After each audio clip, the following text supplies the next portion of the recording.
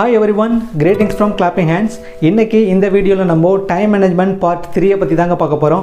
Time management 1ல ரெண்டு திருடர்களை எப்படி நம்ம ஹேண்டில் பண்ணா டைமை சேவ் பண்ணலாம் அப்படிங்கறத பத்தி பார்த்தோம். டைம் மேனேஜ்மெண்ட் 2ல ஒரு வாரத்திற்கு 8 நாளா எப்படி கொண்டு வர்றது, ஒரு மாதத்திற்கு 33 நாளா எப்படி நம்மளால டைமை சேவ் பண்ண முடியும் அப்படினு பார்த்தோம். இந்த வீடியோல நம்ம டைம் மேனேஜ்மெண்ட் பார்ட் 3 பத்தி பார்க்க போறோம். இதுல டைம் மேனேஜ்மென்ட்கான ஒரு டூலை பத்தி பார்க்க போறோங்க. இந்த டூலை நம்ம வாய்ஸா யூஸ் பண்றது மூலமா டைமை நிறைய நம்மளால சேவ் பண்ண முடியும் அப்படிங்கிறதுக்காக தான் இந்த வீடியோ. நம்ம எல்லாருமே ஃபேஸ் பண்ணக்கூடிய ஒரு விஷயம் பார்த்தீங்க அப்படின்னா டைம் ப்ராப்ளம் தாங்க. எனக்கு டைம் பத்தலை அப்படிங்கிற ஒரு விஷயம் எல்லாருக்குமே காமனான விஷயமா இருக்கும். நம்மளுக்கு டைம் பத்தலை அப்படின்னா நம்ம வீனஸ் கிரகத்துக்கு தாங்க போகணும். ஏன் அப்படின்னா அங்கே தான் பூமியோட 243 நாளை நம்ம சேர்த்தோம் அப்படின்னா வீனஸில் ஒரு நாளுக்கு சமம் அப்படின்னு சொல்கிறாங்க. அதாவது வீனஸில் ஒரு நாளைக்கு 5832 மணி நேரமாங்க. அதாவது நம்மளுக்கெல்லாம் டைம் பத்தலை அப்படின்னா நம்ம வீனஸ் கிரகத்துக்கு தான் போகணுங்கிற அவசியமும் கிடையாது. நம்மள்கிட்ட இந்த டூல் இருந்துச்சு அப்படின்னா நல்லாவே நம்மளால் டைமை மேனேஜ் பண்ண முடியும். அது என்ன டூல் அப்படின்னு நீங்கள் கேட்டிங்க அப்படின்னா டு டூ லிஸ்ட் அப்படிங்கிற ஒரு டூலை பற்றி தாங்க இந்த வீடியோவில் நம்ம பார்க்க போகிறோம்.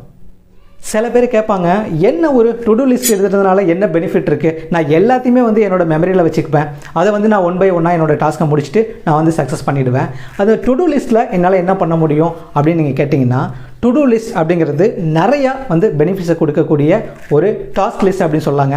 அதாவது நீங்கள் ஒரு நாளைக்கு ஒரு வேலையை குறிப்பிட்ட வேலைகளை நீங்கள் செய்யும்போது அந்த வேலைகளை எழுதி வைக்கிறது தான் நம்ம டு டூ லிஸ்ட் அப்படி சொல்கிறோம். இந்த டு டூ லிஸ்ட் பார்த்திங்கன்னா சின்ன சின்ன டாஸ்க்லேருந்து பெரிய டாஸ்க்கு நம்ம வெரைட்டி ஆஃப் டாஸ்க்கை எழுதி ஒரு டாஸ்க்கையும் முடிக்கும் போது அதை டிக் பண்ணி அந்த கோலை நம்ம க்ளோஸ் பண்ணுவோம். இதுக்கு பேர் தான் டு டூ லிஸ்ட்னு சொல்கிறாங்க. இந்த டு டூ லிஸ்ட்னால நம்மளுக்கு ஏகப்பட்ட பெனிஃபிட்ஸ் இருக்குது. என்னென்ன பெனிஃபிட்ஸ்னு முதல்ல பார்த்துடுறோம். ஏன்னா பெனிஃபிட்ஸ் இல்லாத விஷயத்தை நம்ம எப்பயுமே கேர் பண்ண மாட்டோம். இந்த டு டூ லிஸ்ட்டு சின்ன ஒரு டாஸ்க் தான், பட் அதில் உள்ள பெனிஃபிட்ஸ் பார்த்தீங்க அப்படின்னா நிறைய. டு டூ லிஸ்ட்டில் நீங்கள் டாஸ்க்கை எழுதுவீங்க. டாஸ்க்கை நீங்கள் எழுதிட்டாலே உங்களோட ஆக்டிவிட்டி பார்த்தீங்க அப்படின்னா ஆர்கனைஸ்டாக நீங்கள் மாறுறதுக்கான வாய்ப்பு நிறையா இருக்குது. ஃபஸ்ட்டு விஷயம் பார்த்தீங்கன்னா ஆர்கனைஸ்டாக இருப்பீங்க. ரெண்டாவது விஷயம் பார்த்தீங்கன்னா நீங்கள் ஆர்கனைஸ்டாக இருந்தால் உங்களுக்குள்ள ஒரு செல்ஃப் டிசிப்ளின் அப்படிங்கிறது கண்டிப்பாக ஒட்டிக்கும். அது உங்களை நாளடைவில் அந்த ஹேபிட்டுக்கே எடுத்துகிட்டு போகும். சப்போஸ் நீங்கள் ஒரு டு டூ லிஸ்ட் எழுதுறீங்க அப்படின்னா அந்த டு டூ லிஸ்ட்டில் ப்ரியாரிட்டிஸ் கொடுப்பீங்க. எந்த வேலை முக்கியம், எந்த வேலை செகண்டாக பார்க்கணும் அப்படின்னு சொல்லிட்டு. அப்படி நீங்கள் வேலையை பிரிக்கும் போது உங்களுக்கு டிசிஷன் மேக்கிங் ஸ்கில் ஆட் ஆகும். நீங்கள் டு டூ லிஸ்ட் எழுதுவீங்க, உங்களோட சபார்டினேட்டுக்கு என்ன பண்ணுறீங்க அப்படின்னா அந்த ஒர்க்கை பிரித்து கொடுப்பீங்க. அப்படி நீங்கள் ஒர்க்கை பிரித்து கொடுக்கும்போது உங்களுக்கு டெலிகேஷன், அதாவது பிரித்து கொடுக்கக்கூடிய ஒரு தரம், அதாவது லீடர்ஷிப் குவாலிட்டி கண்டிப்பாக உங்களுக்கு இம்ப்ரூவ் ஆகும். இப்படி நீங்கள் டாஸ்க்கை எழுதும் போது ஒரு டாஸ்க்கை நீங்கள் முடித்து அந்த டாஸ்க்கை டிக் பண்ணுறீங்க பார்த்தீங்களா, அதுதாங்க உங்களுக்கு ஒரு மிகப்பெரிய மோட்டிவேஷனாக இருக்கும். இந்த டாஸ்க்கை நான் இன்றைக்கி முடிச்சிட்டேன் அப்படின்னு சொல்லி உங்களுக்குள்ளேயே உங்களுக்கு ஒரு செல்ஃப் மோட்டிவேஷன் கிடைக்கும். இன்னொன்று பார்த்தீங்க அப்படின்னா நீங்கள் உங்கள் டாஸ்க்கை எழுதும் போது உங்களோட மெமரி பவர் இன்க்ரீஸ் ஆகும். இன்றைக்கி கார்ப்பரேட்டில் ரெக்கார்ட்ஸை மெயின்டைன் பண்ணுறதுங்கிறது ஒரு முக்கியமான விஷயம். ஸோ நீங்கள் சைமல்டேனியஸில் ஒரு ரெக்கார்டுமே நீங்கள் மெயின்டைன் பண்ணுவீங்க. இதை மாதிரி நிறைய பெனிஃபிட்ஸ் நம்ம டு டூ லிஸ்ட்டில் இருக்குது. ஸோ இப்படி செல்ஃப் மோட்டிவேஷன் ஆரம்பித்து ப்ரொடக்டிவிட்டி, அக்கௌண்டபிலிட்டி அப்படின்னு சொல்லிட்டு நம்ம டு டூ லிஸ்ட்டோட பெனிஃபிட்ஸை சொல்லிக்கிட்டே போகலாங்க. இந்த டு டூ லிஸ்ட்டை நீங்கள் எழுதுறதுக்கு ஒரு பேப்பரும் பேனா மட்டும் இருந்தால் போதும். நம்ம இன்றைக்கி என்ன ஒர்க் பண்ண போகிறோம் அப்படிங்கிறத ஒன்று விடாமல் ஃபஸ்ட்லேருந்து லாஸ்ட் வரைக்கும் உங்களோட இம்பார்ட்டன்ஸ் ஒர்க்கை நீங்கள் ஐடென்டிஃபை பண்ணி ஒன்று ஒன்றா நீங்கள் எழுதிட்டிங்கன்னா அந்த டு டூ லிஸ்ட்டு முடிஞ்சிட்டு தான் அர்த்தங்க. அதாவது இந்த டு டூ லிஸ்ட் எழுதுறதுக்கு முன்னாடி 80-20 அப்படின்னு சொல்லி இந்த பிரின்சிபலை நம்ம கேள்விப்பட்டிருப்போம். இது ஒரு முக்கியமான ஃபேக்டர் இந்த டு டூ லிஸ்ட் எழுதும் போது. ஏன் அப்படின்னா நம்மளோட 20% ஆஃப் இன்புட்ஸ் தான் 80% ஆஃப் அவுட்புட்க்கு காரணமாக இருக்குது அப்படின்னு சொல்கிறாங்க.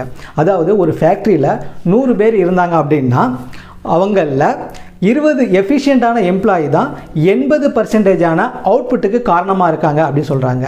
பாக்கி 80% ஆஃப் எம்ப்ளாயீஸ் பார்த்திங்க அப்படின்னா வெறும் 20% ஆஃப் அவுட்புட்டுக்கு தான் காரணமாக இருக்காங்க அப்படின்னு சொல்கிறாங்க.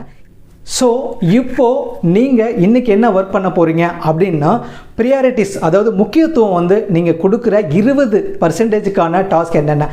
அதாவது நம்மளுக்கு ஒரு 100 டாஸ்க் இருந்தால் கூட அந்த 100 டாஸ்கில் 20 முக்கியமான டாஸ்க்கை நம்ம எடுத்துக்கலாம். 20 முக்கியமான டாஸ்க் இன்றைக்கி பண்ண வேண்டிய டாஸ்க்கை நம்ம நோட் பண்ணி அதை நம்ம முடிக்கிறது மூலயமா 80% ஆஃப் அவுட்புட்டை நம்மளால் அன்றைக்கி எடுத்துகிட்டு வர முடியும். ஸோ நீங்கள் டு டூ லிஸ்ட் எழுதும் போது 20% ஆஃப் இம்பார்ட்டண்ட் ஒர்க்கை நீங்கள் எடுத்துட்டீங்க அப்படின்னா நம்மளுக்கு 80% அவுட்புட் வந்து ஆட்டோமேட்டிக்காக நம்மளுக்கு கிடச்சிட போகுது.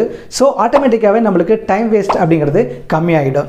ஸோ இந்த 80-20 பிரின்சிபலை ஃபாலோ பண்ண வேண்டியது அப்படிங்கிறது ரொம்ப முக்கியமான விஷயம்.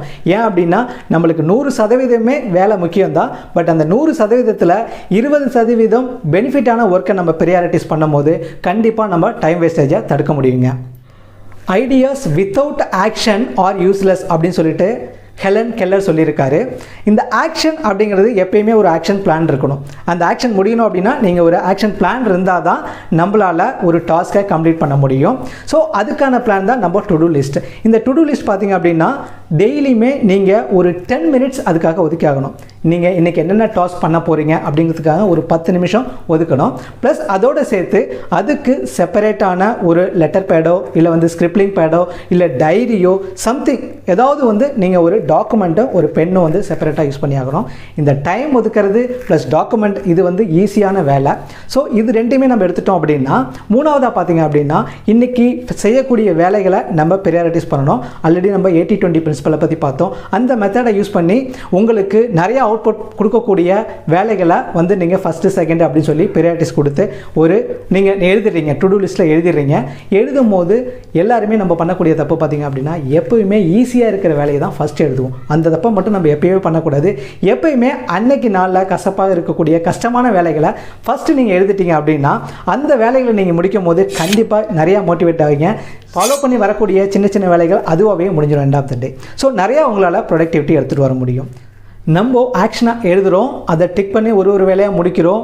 அதை முடிக்கும் போது நீங்கள் இந்த ஸ்கிரிப்லிங் பேடை நீங்கள் அந்த டு டூ லிஸ்ட்டை வந்து அடிக்கடி பார்க்கக்கூடிய இடங்களில் உங்கள் பாக்கெட்டோ இல்லை வேறு எங்கேயோ உங்களால் அடிக்கடி அதை பார்த்து அந்த டாஸ்க்கை முடிச்சிட்டோமா இல்லையா அப்படின்னு சொல்லி செக் பண்ணி அடிக்கடி நீங்கள் பார்த்துக்கணும். அதுக்கு உண்டான ஸ்பேஸில் நீங்கள் அதை மெயின்டைன் பண்ணணும். இதை நம்ம பண்ணும்போது நம்மளுக்கு எண்ட் ஆஃப் த டே சில ஒர்க் வந்து முடியாமல் இருக்கும். அதாவது நம்ம ஒரு 8 ஹவர்ஸ் தான் நம்மளுக்கு கொடுத்துருக்காங்க. 8 ஹவர்ஸில் யார் வந்து எஃபிஷியண்ட்டாக இருக்காங்களோ அவங்களுக்கு 9வது ஹவர் தேவைப்படாது. ஸோ இங்கே வந்து ஸ்கில்லும் ஃபேக்டராக இருக்குது, நம்மளோட பிளானிங்கும் ஃபேக்டராக இருக்குது. சப்போஸ் சம்திங் நம்மளால் அந்த டேயில் முடிக்க முடியலை, இதுக்கு வந்து ரீசன் 2 விஷயம் இருக்கும். ஒன்று ஸ்கில்லாக இருக்கும், இல்லை வந்து நம்மளுக்கு அந்த ஒர்க் அதிகமாக உள்ளதாக இருக்கும். ஸோ ஒர்க் உங்களுக்கு அதிகமாக இருந்துச்சு அப்படின்னா அந்த ஒர்க்கை எது பெண்டிங்காக இருக்கோ அதை நீங்கள் நெக்ஸ்ட் டேக்கு எடுத்துகிட்டு போயிடுங்க. எக்காரணத்தை கொண்டும் அந்த ஒர்க்கை வந்து நீங்கள் ஸ்கிப் பண்ணக்கூடாது. ஏன்னா நீங்கள் எழுதக்கூடிய அனைத்து ஒர்க்குமே இந்த 20% இன்புட்ஸில் வந்திருக்கு. ஸோ எந்த ஒர்க்குமே நீங்கள் டெலீட் பண்ணாமல் அதை அடுத்த நாளைக்கு எடுத்துகிட்டு போயிட்டு இதே ஹேபிட்ஸை நீங்கள் அடுத்த நாள் ஃபாலோ பண்ணுங்கள். எக்காரணத்தை கொண்டும் வேலைகள் முடிக்கலைன்னா உங்களுக்கு நீங்கள் காம்ப்ரமைஸ் பண்ணக்கூடாது. அதுதான் இந்த டு டூ லிஸ்ட்டோட ஃபஸ்ட் டிசிப்ளினு. ஸோ இந்த டு டூ லிஸ்ட் மேக் பண்ணுறதுக்கு நம்மளுக்கு தேவையானது பேப்பர், பென், டைம், ப்ரியாரிட்டிஸ் பண்ணுறோம், அதை எழுதுகிறோம், அடிக்கடி செக் பண்ணுறோம், அதை முடிச்சிட்டோமா இல்லையான்னு நம்மளுக்குள்ளே செக் பண்ணி எண்ட் ஆஃப் த டே நம்ம அக்கௌண்டபிலிட்டியை செக் பண்ணிக்கிறோம்.